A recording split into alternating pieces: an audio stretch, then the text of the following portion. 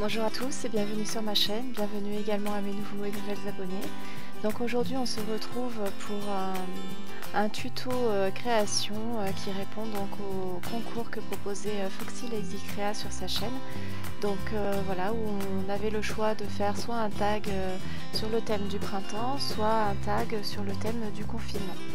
Donc moi j'ai choisi de faire le thème du printemps parce que tout simplement la deuxième consigne est arrivée un peu après, donc et puis de toute façon ça m'inspirait davantage le printemps que le confinement. Donc j'ai choisi de travailler sur un tag qui était déjà prédécoupé en fait, mais comme c'était un grammage assez léger, je l'ai renforcé avec de la cartonnette, donc j'ai tout simplement utilisé une récup de boîte de céréales. Et donc comme je savais que je voulais travailler avec de la patouille, il fallait vraiment que le support soit relativement costaud pour pouvoir supporter tout ça. Donc une fois que j'ai appliqué ma pâte de texture, j'ai laissé reposer tranquillement, et donc là je m'applique à venir coloriser mes fleurs en fait tout simplement avec des Distress Oxide. Donc je les ai d'abord tamponnés puis détourés. Je pense que j'aurais mieux fait peut-être de plutôt les coloriser avant de les détourer, mais bon, ça s'est fait quand même. C'était des motifs qui étaient quand même suffisamment grands. Donc j'ai pris beaucoup de plaisir à réaliser ce tag pour toi, Corinne.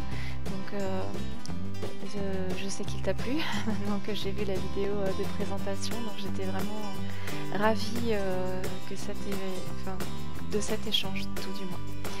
Donc concernant ce tag, vous allez voir, je vais vous montrer un peu comment je l'ai monté en fait. Je fais un montage avec plusieurs tamponnages différents, et j'ai fait une petite surprise sur l'arrière du tag que je vous montrerai aussi. Vous retrouverez en photo tout à la fin de la vidéo, comme j'aime bien vous faire avec des photos un peu avec du zoom.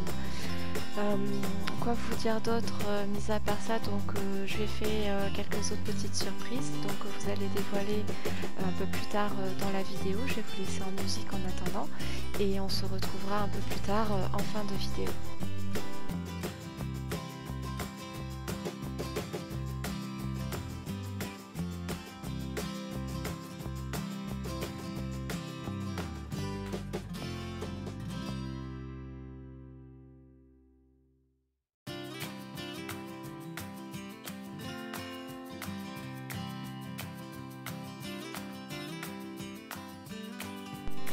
Alors pour cette étape, j'ai voulu rajouter des gouttes noires en fait avec une encre en spray, sauf qu'en fait mon papier était pas assez sec, donc du coup les taches se sont un peu diluées dans le fond du papier, donc ce qui ne me plaisait pas du tout.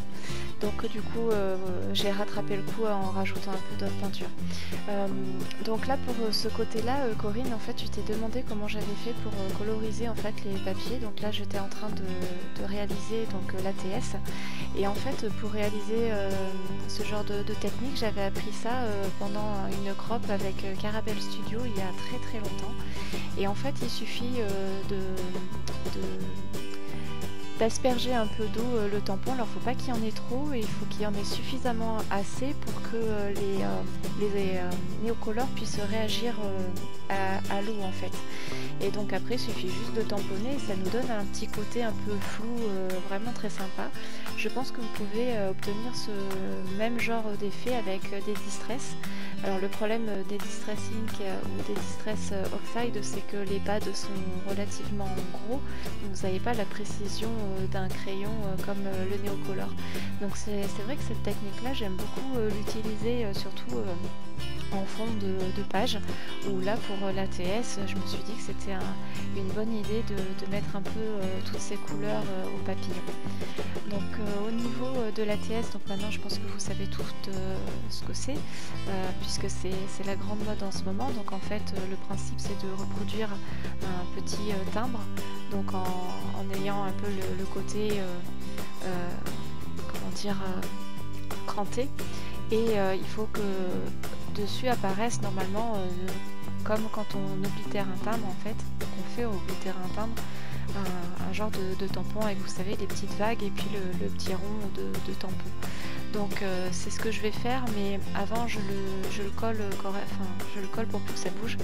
Et donc voilà, j'ai pas énormément de tampons, donc ça c'est issu d'une planche qui est très vieille, je sais même plus la marque.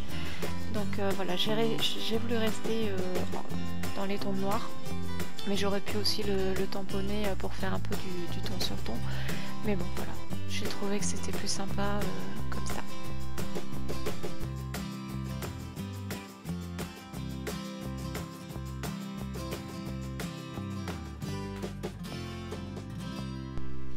Alors pour l'enveloppe, elle est faite main. J'ai utilisé ma planche exprès en fait pour créer des enveloppes.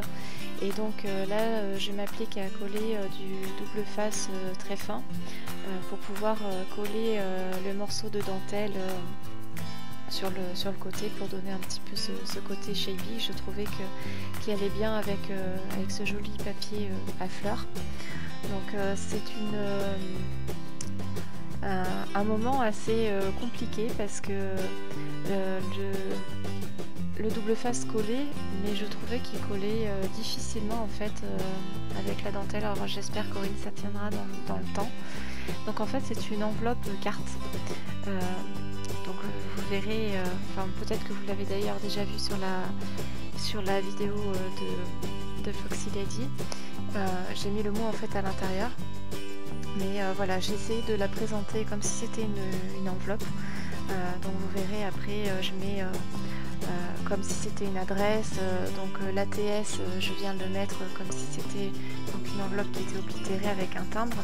Donc j'ai trouvé cette idée assez sympa et j'ai pu mettre à profit donc des tampons normalement que vous avez vus parce qu'en fait les hauls que j'ai publiés, j'ai utilisé ces tampons là, mais chronologiquement parlant, vous venez juste de les voir en fait.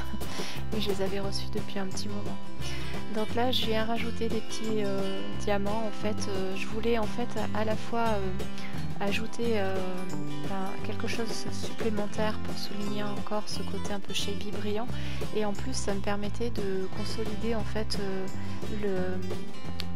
la dentelle en fait tout simplement. Donc j'ai un petit peu galéré en fait à positionner pour bien que ça colle, donc vraiment j'espère que ça tiendra parce que c'était pas un montage très facile, mais bon, j'aime bien quand c'est du détail comme ça.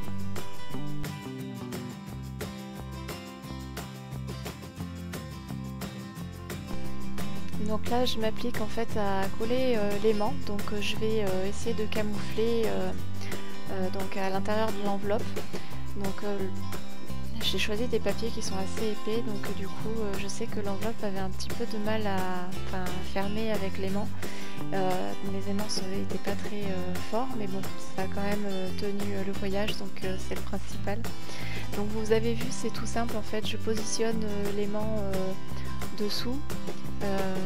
Donc je viens l'aimanter on va dire avec son jumeau, et une fois que c'est comme ça, je colle le deuxième. Donc là je viens renforcer avec du double face pour vraiment ne plus qu'il bouge. Donc voilà, puis c'était pour comme ça c'était plus visible en fait aussi à l'image de vous le montrer avec le double face. Vraiment rien de bien compliqué.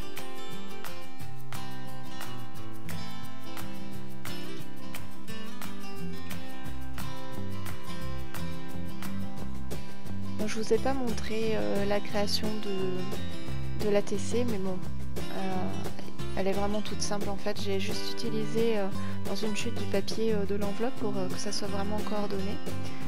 Et voilà, vraiment rien de particulier. La fleur en tissu, Corinne, tu te demandais ce que c'était. En fait, c'est une fleur que j'avais achetée et c'était de la marque, pardon pour l'accent, Ika Success. Donc voici les photos.